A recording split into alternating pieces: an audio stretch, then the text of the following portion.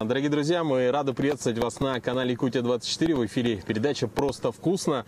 И сегодня мы находимся на берегу прекрасной реки Лямпушка. Рядом со мной практически, можно сказать, профессиональный рыбак Евгений Морозов. Ну и, конечно, сегодня что мы будем готовить? Ну, на меню у нас сегодня ленок и таймень. Отлично. Вот. То есть просто вот буквально несколько минут назад выловленная свежая рыба. Ну да, то есть заранее готовить как-то неправильно, да, а если мы с вами поймали свежую рыбу, то, соответственно, она и вкус придает хороший, вкусный, поэтому почистили заранее, подготовили, тут маленько облагородили, да. Вот, да, и сейчас приготовим с вами вкусную рыбу. Ну, по традиции, конечно, я подготовил все, да. То есть я всегда муку солю. Вот. То есть она соленая? Ну, будет. Да, по-любому. То есть, чтобы мука, она как бы дает вкус, да. Но еще важно не только солить муку, еще важно солить саму рыбу. Вот. Сейчас я буду заниматься разделкой, да. Буду тебе давать кусочки рыбы. Ты их будешь, я тебе покажу, как делать. И ты будешь их просаливать. Вот, соответственно, потом будем макать их. Вот, и будем жарить, да. Так. Мука уже соленая, да? Мука соленая, да, я ее посолю. Сделал. Можно лучше? Так, сначала разрезаем рыбу. Да, кстати, друзья, сегодня у нас, сами понимаете, без операторов мы, поэтому иногда в кадре я буду сам делать еще съемку вот этой небольшой камерой, чтобы вам было лучше видно. Ну, где мы сейчас операторов с вами найдем? Вот, поэтому готовим в диких условиях. Вот. Сейчас смотри, что важно, да, надо все, каждый кусочек разделить. Сейчас мы их подготовим. Жень, скажи, а как давно ты начал заниматься рыбалкой? С детства. Ну, то есть отец меня везде с собой таскал. Везде на рыбалку ездили. Ну, как бы и старики, и дядьки, и деды мои. Вот. Ну, всю жизнь как бы занимаюсь рыбалкой, зимней рыбалкой, летней рыбалкой. Да, везде ездим. Как бы не первый год. Ты у тебя есть какие-то... Ты ел таймень? Так. Во-первых, по-моему, я его первый раз вообще поймал сегодня. Вот. Кстати, мы сейчас твоего таймени и разделываем. У тебя есть какая-то любимая река, на которую ты вот с удовольствием приезжаешь отдохнуть, порыбачить? Ты знаешь, я думаю, что даже всей моей жизни не хватит объездить все речки. То есть их настолько много. Якутия, она такая большая, огромная. Вот. Но мы стремимся к тому, чтобы все объездить. Но это, опять же, видишь, это же надо средства, время. Вот. Есть своя, как бы, работа. Ты же не можешь так просто взять и бросить. И выделяем какое-то время. Соответственно, едем. Выбираем речку, локацию. Подбираем. Заранее готовимся. Везем бензин, топливо завозим.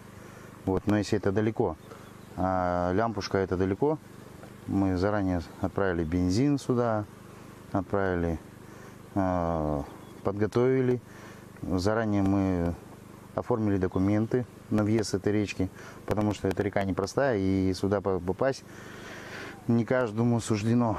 Поэтому все делается заранее. Вот. Кстати, вот про дальние долгие поездки. В прошлом году у вас была очень масштабная экспедиция Становой хребет. Да, Становой хребет. Сколько участников было? Нас было очень много. Но потом ребята, ну, половина откололись, они, у кого-то были там рабочие там, моменты, там, и кто-то не смог, у кого-то времени не хватало, там, кто-то просто взял, не поверил в нас и не поехали. Вот. Короче, надо готовить, потому что время Давай. идет. Да, мы сейчас, кстати... Сейчас, смотри, берем каждый кусочек. Вот, я тебе показываю. Так, Вот мы его, да. Соли. мы каждый кусочек с тобой просаливаем. Так. А мы ее открывали, нет вообще? Нет, она, кстати, Она влага све- туда попала. А, влага попала? Да. О, ну ладно. Давайте тогда по-другому делать. Дым сейчас мешает. Тогда вот делаем вот так. Сейчас сюда насыпаем. Вот. Вот так. Берем каждый кусочек и промазываем его хорошенько. Вот. Весь промазали, обмакали, отложили в сторонку. Ага. И так вот каждый кусочек опять посолили. Так, давай, теперь я подключаюсь. Бери. Сколько километров общей сложности проехали в экспедиции от Становой Хребет? 2000 с лишним километров. На лодках ПВХ. ПВХ, да. Нас было... О, сколько у нас лодок-то было? Ну, до самого озера Большого Тако, там у нас дошло 6 лодок. Ну, мы лодки... большую лодку пришлось с собой не брать.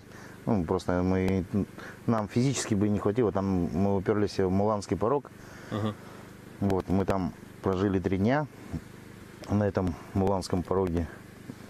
Вот, ну как 3 дня, то есть условно мы вечером, где-то к вечеру подобрались, и 2 дня мы там отдыхали, купались, загорали, весь этот порог проверили. Думали, как его пройти. Сколько метров он высотой? Там образовалась полка, она больше свыше 2 метров, то есть ее так просто взять, запрыгнуть на нее. Там есть у нас видео, где большая наша лодка, фрегат 550 с мотором 80 джет, пробовал штурмануть ее, и короче 2 раза они делали 2 попытки. Там был Валера Криворотов и Андрей Полагалов. Они вдвоем, ну, как Андрей опытный водник, вот, и поэтому, соответственно, было решено, чтобы они вдвоем, ну, как хозяин, ну, и, соответственно, опытный водник, пытались штурмануть этот порог. Первый раз они заскочили на полку, она у них чуть-чуть на бок легла, ну, успели соскочить, да? А второй раз, когда они пытались заскочить туда, они там, ну, короче, чуть не перевернулись. Вот, чуть мы там не оставили эту лодку, и потом мы поняли, что это очень опасно, и решили все-таки ее там оставить, эту лодку. А более мелкие лодки мы просто взяли вручную, нашли одно место, где можно было его просто обтащить. Ну, если ходом проходить, там не получится. Вот, и мы веревками с ребятами взяли веревки, канаты, ну, все, что у нас было. Вот, и... Грубо говоря, как бурлаки, да? Ну да, то есть мы их тянули, эти лодки перетянули. Вот, там она, получается, вот этот Муланский порог, там вот первый вот этот водопад, а второй, как бы, там бочка, ну, она шириной где-то метров 5, вот, и там, как бы, проход был, вот, но мы думали, стоит ли, не стоит там обтаскивать. В итоге, короче, решили вторую полку вот эту проскочить ходом. Ну, как бы, все ребята достойны. С нами был Максим с Тынды, вот, парень, Он эту лодку, кстати, только купил. Она, как бы, он вообще неопытный водник. И даже он достойно прошел везде с нами. Он смотрел на нас, делал, повторял, как мы делаем. Ехали, объезжал. Все. Ну, где-то, конечно, и ошибки допускал, но в итоге сделал все красиво и молодец. Я очень был доволен. Вообще команда была довольна, потому что ребята, они вдвоем были в лодке и друг другу помогали. Вот это его друг тоже, Миша, То есть называть его. хорошая командная работа. Надо сказать, что многие не верили вообще, да, на старте экспедиции, что это вообще возможно. Про нас даже писали и говорили, что мы там все погибнем. Ну, такие вообще, такую бредятину несли. Мы просто взяли и сделали. Тем более, это был первый проход. Там спускается сплав, есть, ребята спускаются на байдарках, там, на плотах. Именно чтобы наверх кто-то поднялся, такого не было нигде зафиксировано. Вот. А мы, как опытные водники, вот, даже неопытные водники, с нами спокойно мы одолели и пошли, и все нормально. Надо сказать, что сейчас готовится, да, фильм по всем видеоматериалам, которые были сняты. Да, мы пытались, думали сначала здесь, в Якутске, ну, в Тынде там, в Нерюнгри думали, возьмем монтажера, да. Но здесь у нас цены заоблачные, то есть они очень дорогие, и мы посчитали, что не стоит фильм таких денег, поэтому мы обратились в Витя Гармаш. Он поехал в Москву, отвез наши материалы туда, полностью. Там большая какая-то студия, вот, и также там видеомонтаж, потом сопровождение голоса и все остальное. И по деньгам, я вам скажу, где-то около, все вместе где-то 65-70 тысяч выйдет. То есть это недорого абсолютно вообще. Если кто разбирается в этом по ценам, да, и кто занимается видеомонтажом, как бы, и, допустим, хотелось бы подчеркнуть то, что ребята, я согласен, да, делают там свою работу, но когда есть видеомонтаж, да, там нам не надо там делать какую-то жесткую историю, вот. Мы хотим просто показать, то есть события. Если, конечно, там, если со всех собрать флешек и сколько у нас там записей, сколько я только записывал на GoPro свою, вот. И ребята записывали. Мы просто взяли это все в кучу, собрали, отдали людям, они там перебрали, посмотрели, мы взяли, распределили по дням, вот, какие, когда события происходили, ну и, соответственно, они там написали сценарий, все остальное сделали, и, в принципе, я думаю, что получится нормально. Да? Вот, только не знаю, когда точно, когда мы получим этот фильм, вот. Ну, занимаются ребята. Ну, кстати, знаешь, проблема в чем, да, то, что уже прошел год ровно, то есть мы стартовали 3 июля, а сегодня у нас какое число? 3 июля. Вот. Сегодня, кстати, вот, ребята, мы в этот день мы стартанули из города Томмота. У нас было 15 тонн топлива с собой. Мы шли сплавом, сплавлялись до Чегды, тащили все топливо. Сначала, тащили, потом уже решили, как паромы, толкали. У нас были лодки, салары там, просто лодка без мотора, без ничего. И мы загрузили туда топливо, полностью прям бутер, вещи, все. И встали. Сначала тащили, поняли, что это не актуально и очень большой расход топлива. И в итоге мы завязались сзади и вот так вот толкали их, как баржи. Вот как баржи идут, и потихонечку, сколько мы 3 дня сплавлялись до Чегды. 400 километров мы 3 дня сплавлялись. В принципе, нормально, я считаю. Конечно, дождь был, нас сопровождал, потом солнце пекло. Тяжеловато, и вот это морально маленько тяжеловато, то, что или когда ты идешь ходом, да, и летишь, или ты просто идешь, знаешь, что тебе надо вот точка А и точка Б, то есть надо тебе туда дойти, и ты толкаешь, и когда же, и там мы по GPS там смотришь, ну когда же это чигда, ну в итоге, ну нормально все, дошли мы туда, мы выбросили топливо, часть топлива мы оставили в Чигде, потому что на обратный путь нам надо было, вот. И часть топлива с собой забрали. Вот. И потом всем составом, командой пошли, двинулись вверх. Вот. До Чульбю доехали. Кстати, там в Чульбю познакомились там с человеком. Представляешь, было наше удивление того, что он не видел людей и не общался со своими родными больше полугода. То есть, когда мы услышали это, да, и я ему, соответственно, говорю, а ты хочешь позвонить жене?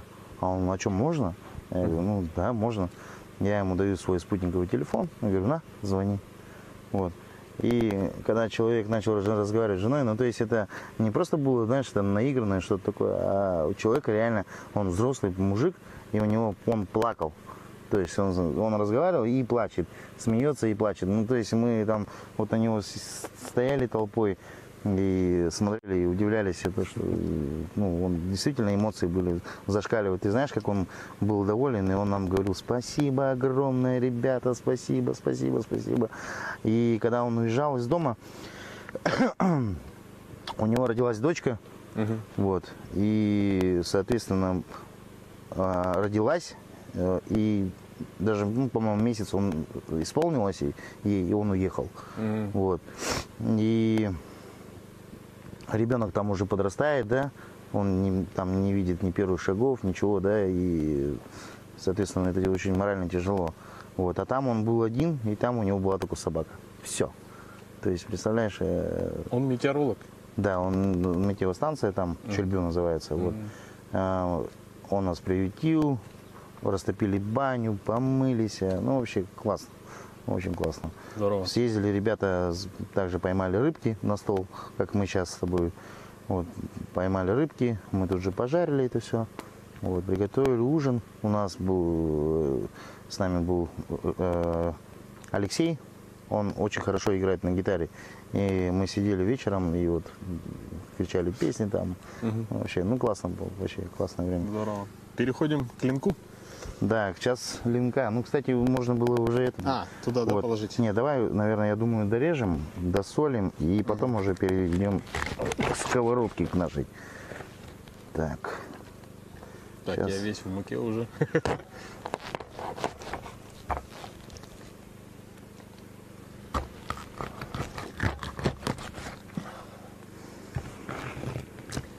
Кстати, я вообще в первый раз на этой реке, все, кто вот с нами едут, все впервые на Лямпушке.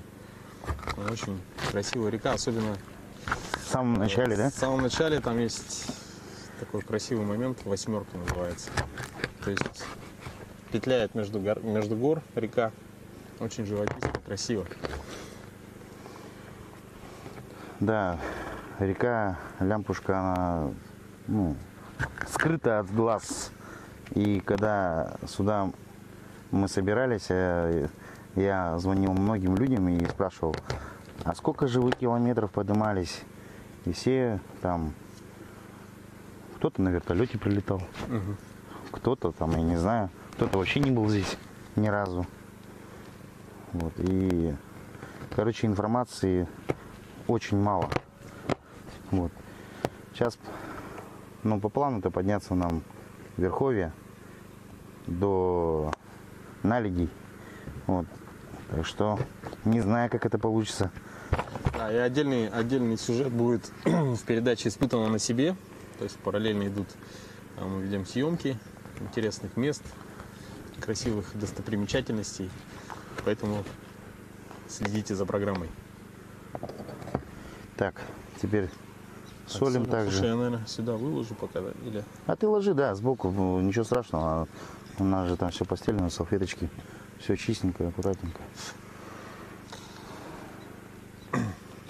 Кстати, вот у Евгения большой опыт поездок подобного рода на горные реки. И вот небольшой такой лайфхак. Можно купить, взять вот такую вот салфетку. Получается рулон такой, да, большой? Да, то есть берем рулон. Ну, ты видел, да, как Да, очень удобно. Ну, бумажные полотенца. Да. То есть берешь бумажное полотенце, и ты пользуешься, чтобы не морать вот эти РВ-боксы, не морать стол. Постелил и супер. Да. А потом просто все свернул вместе. Да, просто взял, свернул и там сжег ее в костре, и никаких проблем нету. Так. Ну, сейчас пальчики оближешь. Уже не терпится. Какая самая вопрос для, ну, наверное, всем рыбакам задают. У тебя самая большая выловленная тобой рыба? Сколько килограмм было и какая? Наверное, гигантская щука, наверное, была огромная. Таймени я, увы, еще не поймал. Самого огромного. Это моя мечта. И я к этой цели иду.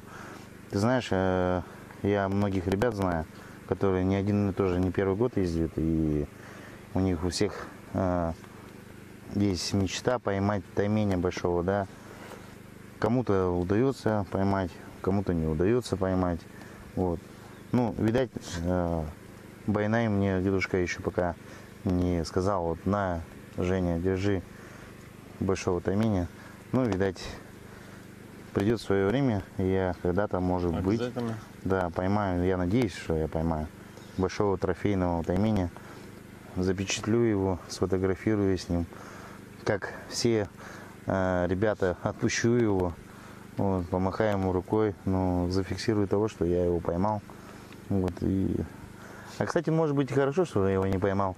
Тогда бы не было, было бы цели вот эти. Стремиться. А так стремиться, так же ты стремишься же, едешь, стремление. Так что не зря говорят, всему свое время, да? Да. Вот, я поэтому особо я насчет этого не переживаю. Так что дай бог, Бог даст, я поймаю. Но я ловил там таймени 6-7, ну как бы это не интересно. Вот. Трофейный таймень это больше 10 килограмм? Не. Еще больше? Ну да, 20, 30, 40 вот такие. Тут ребята ловят и по 60 килограмм на этой реке, поэтому... То есть у нас есть шанс? Да, у нас с тобой есть шанс поймать трофейного реально тайменя большого. Вот не знаю, как получится у нас это. Вот, ну, мы подготовили спиннинги, снасти, закупились. Вот. Заезжали специально, отдельно выбирали именно большие блесна, да. Самые верхние полки. Самые большие блесна, самые там спиннинги с большим тестом. Да, спиннинги с большим тестом, потом поводки там, чтобы было леска, ну, плетенка. И все остальное, ну, как бы мы подбирали, чтобы все было максимально, да. Вот. Хотя ребята хвастались, что и вытаскивали и на обычные спиннинги. Но что-то мне не верится, просто я видел, мой товарищ, мой друг поймал большого тайменя. Вот, и я тебе скажу, что это не так просто. Вот, он с ним, грубо говоря, ему повезло то, что он был на лодке. То есть, если бы он с берега его поймал бы, я думаю, что он ушел бы. А так они, получается, они оперативно сработали. Получается, когда таймень пытался уходить там, против течения, они резко заводили мотор и за ним вот так сопровождали его, там гонялись за ним. В итоге они минут 40 боролись и вытащили. Женя там очень был доволен. Вот. И вообще, я просто за него искренне рад и доволен, то, что он... И он, кстати, очень много лет, так же, как и я, ездит на горные речки, на разные речки. Вот. Но такого трофейного тайменя он не ловил. Вот. И это была его мечта. И Байнай наградил его, он был доволен. А потом я его спрашиваю, ну, что ты будешь делать с ним? Вот. Мы, короче...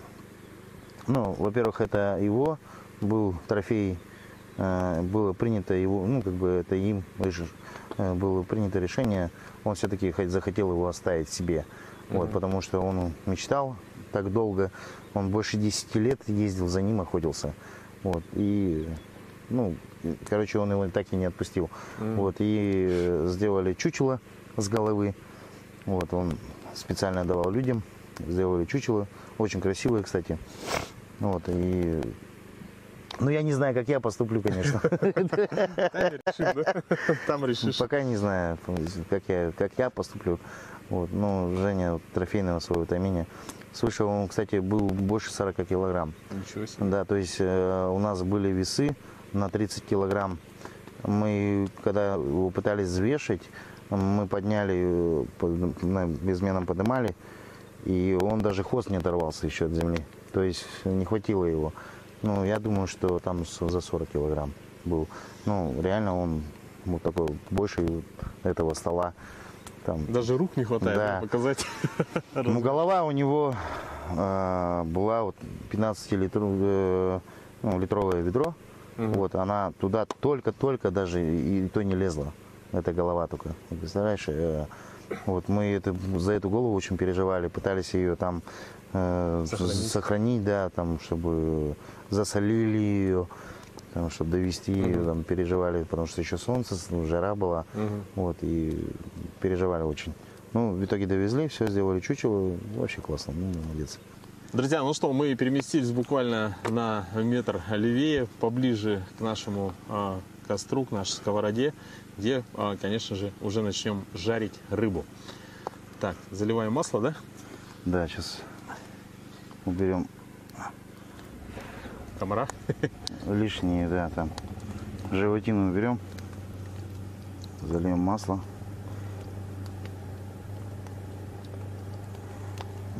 Масло надо чуть-чуть побольше заливать. Вот.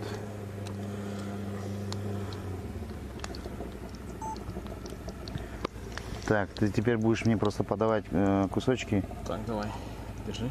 Сейчас, подожди, она еще не нагрелась. Сейчас маленько нагреется. Вот. Я обычно, знаешь, беру, проверяю, нагрелась ли сковородка. Вот так беру кусочек.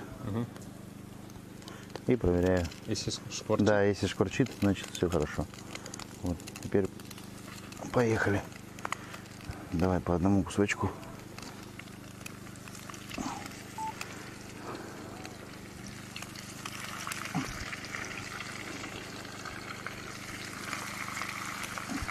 Давай еще.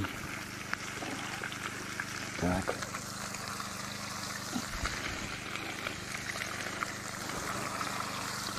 Еще один залезет. Все? Не, все. Все. Хватит. Достаточно. Сейчас контролируем процесс, чтобы ничего не пригорело, чтобы ничего не сгорело.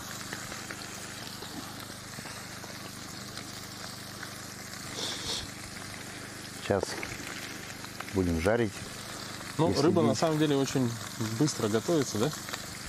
Она быстро готовится, да, но все равно кусочки, они же, он все равно же толстый, поэтому надо, все равно их надо почаще переворачивать. Ну и, соответственно, следить. Сейчас начнет мука еще у нас гореть с тобой. Ну и тут еще важно за температурой смотреть. Потому что вот мы, видишь, если мало, допустим, огня, они будут такие, знаешь, не жариться, а вариться. А нам надо, чтобы они пережарились. Чтобы огонь был хороший, да? Да, то есть. Вот Дик уже хочет кушать. Дик, уйди. Дик, иди. Уйди. Иди отсюда. Скоро ужин. Уйди отсюда. Уйди отсюда. Это...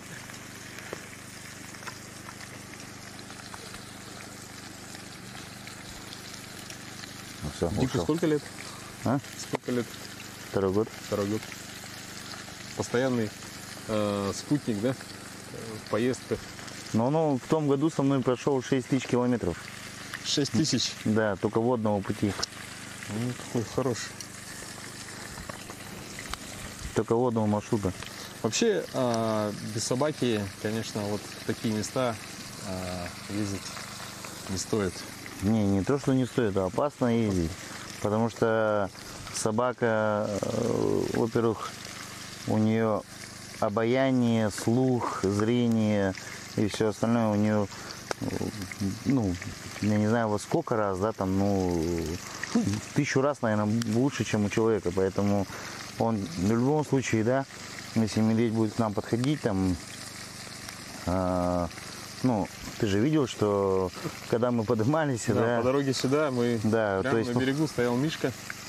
и, кстати, недалеко отсюда.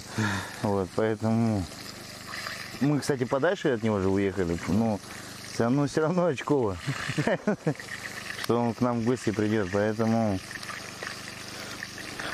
собака, она всегда тебя предупредит, а ночью, когда ты спишь, ты же не можешь контролировать, правильно? А он все равно он будет смотреть, слушать, а мы можем храпеть всю ночь. Вот. А собака все равно, она тебя предупредит, начнет лаять, облаивать. Так, вот сейчас будем переворачивать потихоньку кусочки. Наверное, вот так сделаем.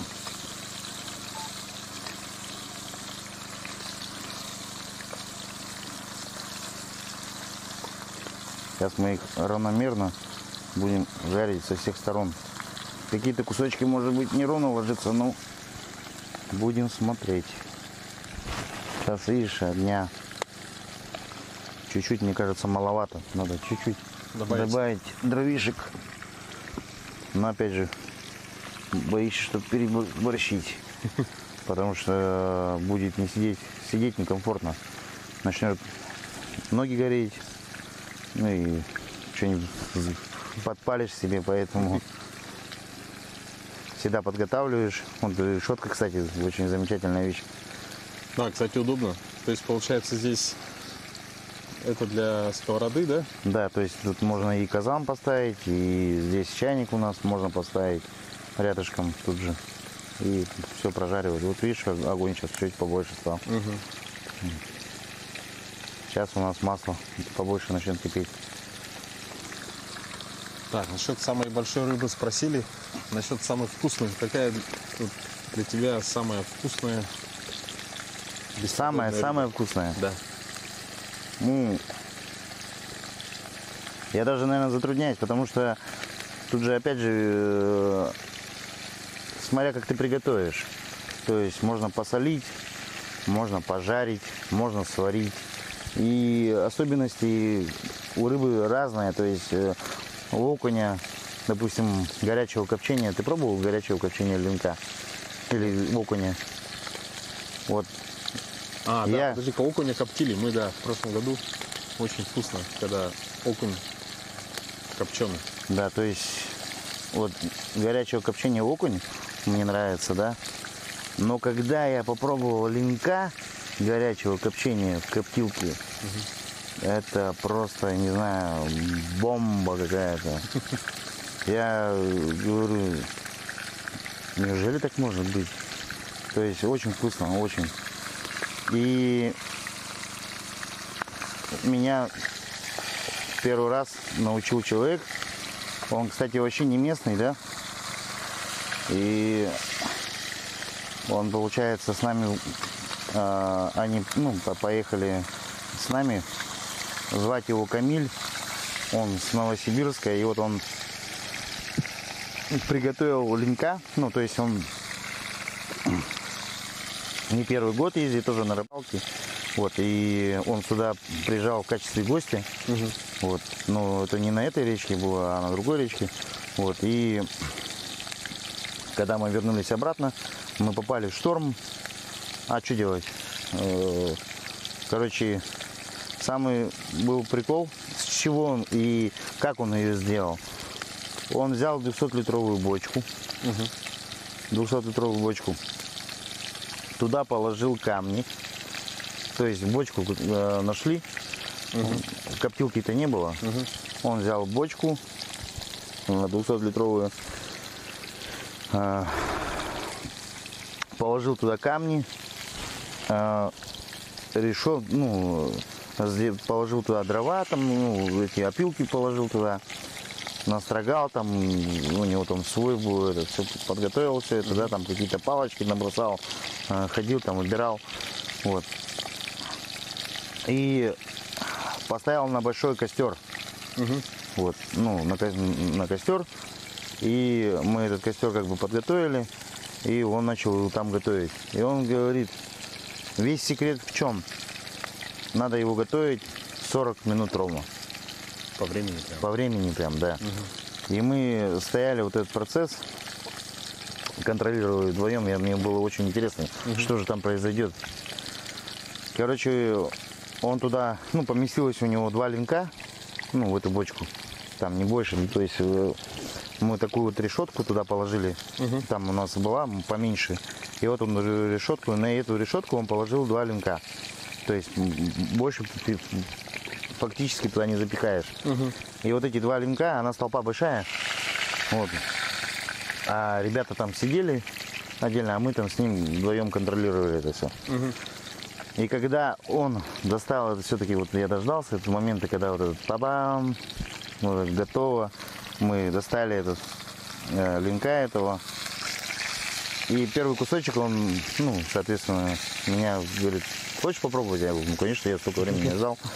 Вот, и он говорит, ну, давай, типа, первую пробу ты снимаешь. Я такой, хорошо. И когда я взял кусок линка нежного, он, знаешь, он течет, он такой, как, я не знаю, это какой-то божественный вкус. У меня глаза такие раз, и я такой думаю, да что так раз и бывает. И он мне такой говорит, я аж накинулся на него, то есть очень вкусно. И я говорю, слушай, Камиль, говорю, может туда не понесем? А то все съедят, говорю.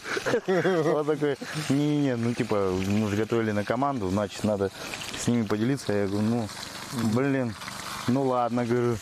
А давай, говорю, еще. Ну, то есть у нас мы поймали линков, а то, что в шторм попали, а что делать? Вот, и, соответственно, уже с линков, с этих соленых, они уже соленые, все, готовы, считай.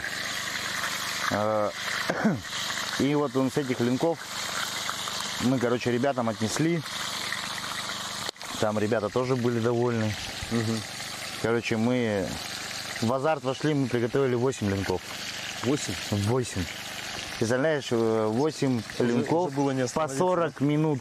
Уже не остановить нас было.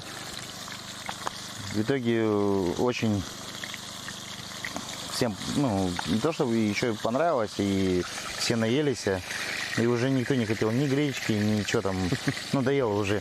Слушай, ну прямо ты это рассказал, у меня теперь есть еще одна цель. Попробовать приготовить линка обязательно. Он знаешь, почему здесь трется? Потому что он знает, что рыба жареная. Я вот ему сырую рыбу даю, он не ест их. Да, а жареную рыбу он любит. Да, то есть он уже готов. Да, готов. Он запах чувствует жареной рыбы. В том году готовил ему, ну, там готовили щуки, также жарили все. И он там прям, я ему брал, так бросал эти куски. Ну, как вот мы за столом, он же член команды, мы ему раз, я ему на тарелочке поставлю, он сначала так нехотя, а потом, видать, распробовал, и все, и потом уже за уши его не оттащишь от этой рыбы. Все, и в итоге научили его рыбу кушать, но только жареную. Вареную даже не ест, вот жареную любит. Ну, если бы он сырую рыбу ел, то любая рыбалка уже... Нет, почему? Наоборот, хорошо, когда собака ест сырую рыбу в плане того, что ну, поймал, да, там. Но, опять же, видишь, тут есть двоякая ситуация, то есть ты там будешь пока разделывать, он взял, схватит, да, и утащит. Вот, у меня одна такая собака дурная была.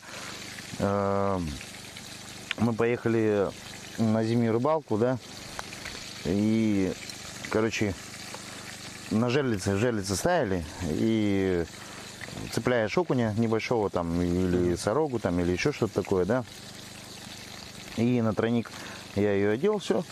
Ну и мы поймали налима. Ну, налим хороший, здоровый. Вот. И мы, получается, вытащили этого налима. И моя собака, короче, сорта мы достали вот этого окуня с тройником, ну как бы все, сорта достали и положили.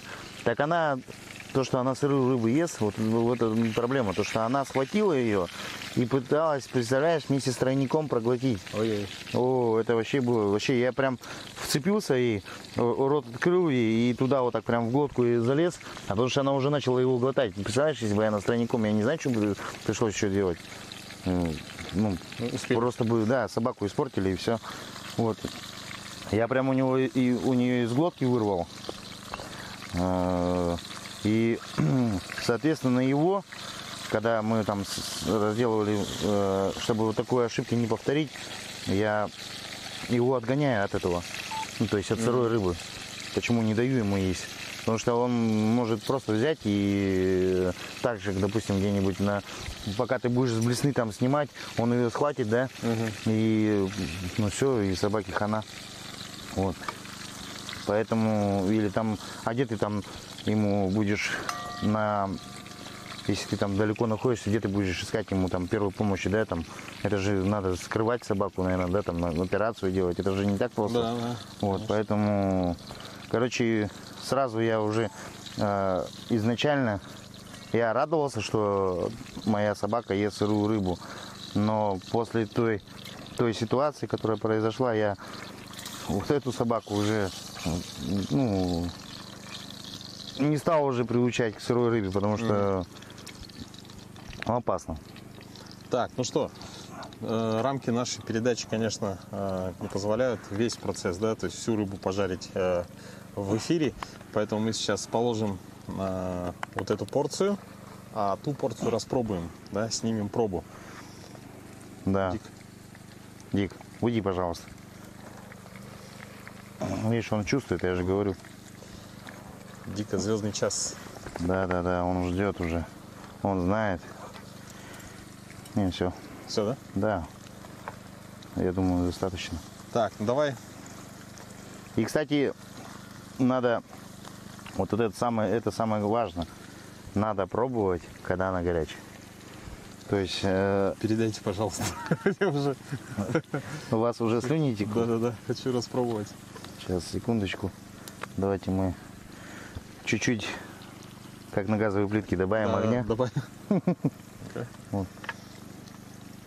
Потому что она, видишь, сейчас не жарится, а как варится.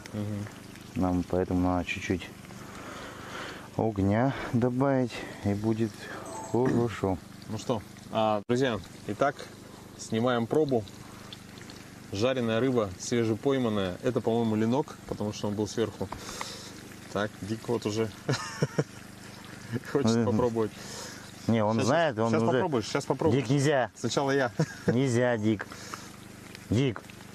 Да ничего, пусть сидит. Сейчас попробуй, тебе дам. О, Он уже, видишь, ждет. Дик, нельзя. Он уже знает. Знаешь, чувствует собака. так, ладно, на. Он от тебя не отстанет, ты его позови. Как тебе? Вкусно? Ну, ты ему горячий, наверное, кусочек дал. Да. Сейчас, подожди. Опасно, потому что желудок обожгет. Ну. Вот, поэтому, Сейчас видишь, остынет. сейчас будет сидеть и ждать, когда ты ему кусочек еще дашь. Как горячо. Слушай, ну ты с таким аппетитом ешь. Да, потому что очень вкусно. Я просто аж сам захотел. Держи. Не, я возьму. Шикарно. Это просто. Такая хрустящая корочка. Ну да. Видишь, мы его, то, что мы контролируем этот процесс, у нас она не подгорела и просто зажарилась. Ну что, друзья, да, это была передача «Просто вкусно» на канале Якутия 24. С вами в эфире был Руслан Ачиров, Евгений Морозов. И мы находимся на прекрасной горной реке нашей прекрасной республике. Очень красивые места. Это река Лямпушка. Ну что, до новых встреч и приятного аппетита. Пока.